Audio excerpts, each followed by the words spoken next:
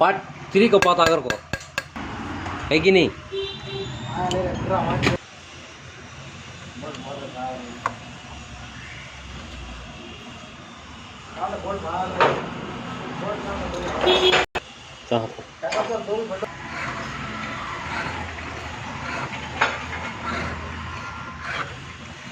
बोलला का पेशेंस होना।